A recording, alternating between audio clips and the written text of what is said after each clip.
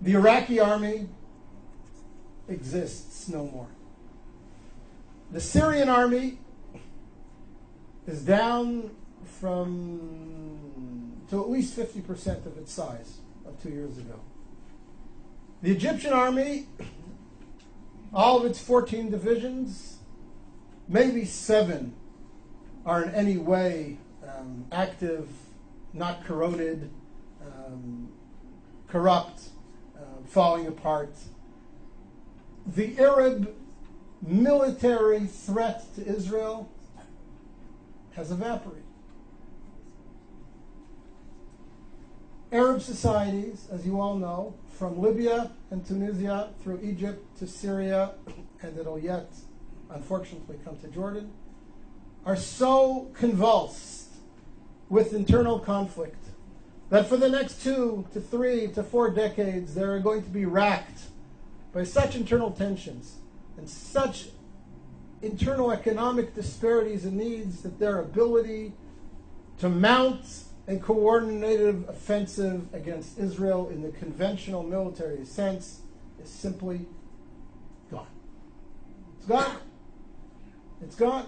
So before we start discussing all the threats and the emerging threats and the dangers that are posed to Israel from the crumbling of the old Arab architecture around Israel, first let's recognize that the conventional military threat against Israel has greatly disappeared. And that is a net gain for Israel. It has tremendous long-term significance. Now, we all know that there are new threats emerging. What was the authoritarian control over countries like Egypt, where the security services had penetrated every element in society. You couldn't burp, you couldn't breathe, you couldn't blow your nose without somebody in the security services knowing about it. That's all gone. Morsi doesn't have control over the streets of Cairo, never mind the sands of Sinai, and whoever emerges as the leader or one of the leaders in Syria towards the future will never have the same authoritarian control over the country that Assad's mukhabarat, his security services, had.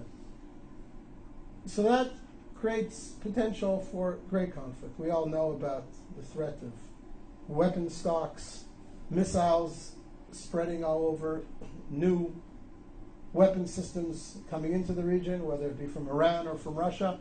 All these pose security threats to Israel that Israel will have to deal with in the coming years and perhaps decades. But the conventional military threat, the Israeli fear that the combined armies of Egypt, Iraq, Syria are going to mount a coordinated offensive like they did in the Yom Kippur War against Israel, that's gone. That's gone, thank God, it's gone. And therefore I say to you, again, Israel is winning.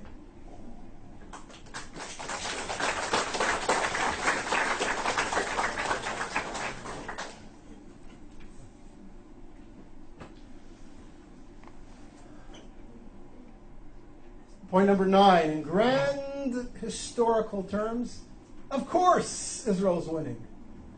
Look at the society that's been created in Israel. Look at the creativity of the Israeli community. Look at the vibrancy of life in Israel. I look at my kids. I have a son-in-law who's a software engineer in Israeli military intelligence. I have a daughter doing her PhD in genetics at the Hebrew University. I have a daughter studying architecture at Ariel University in Samaria. I have a son completing his bachelor's degree in computer science in high school, and he will graduate high school with his degree in computer sciences, and he has studied intensively 17 tractates of the Talmud, and he knows his Bible inside out and backwards. And I have 2 younger kids who are in younger grades, and I look at them and I see their contributions and their future contributions to Israeli society, and I look at their friends who are all doing similar exciting things, and one of my daughters is a little bit of an artist as well. And you look at this and you say, what a wonderful youth we have, what a powerful country we have.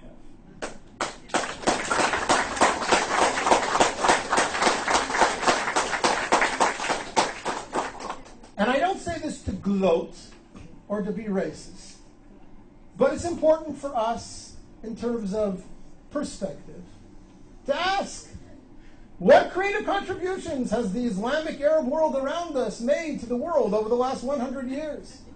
What technologies have been bought by Facebook, Yahoo, Microsoft, and Intel from Saudi Arabia? What's the gross national product of all 40 Arab countries around us put together, leaving oil aside?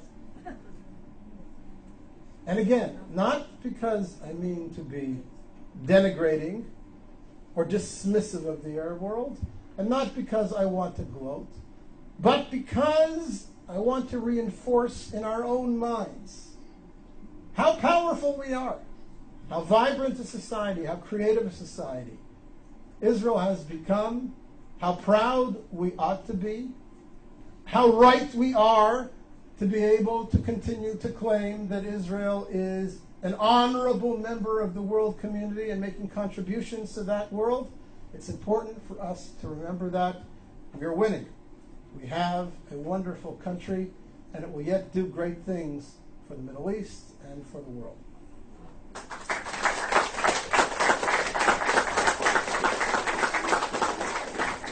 And I forgot, we now have gas.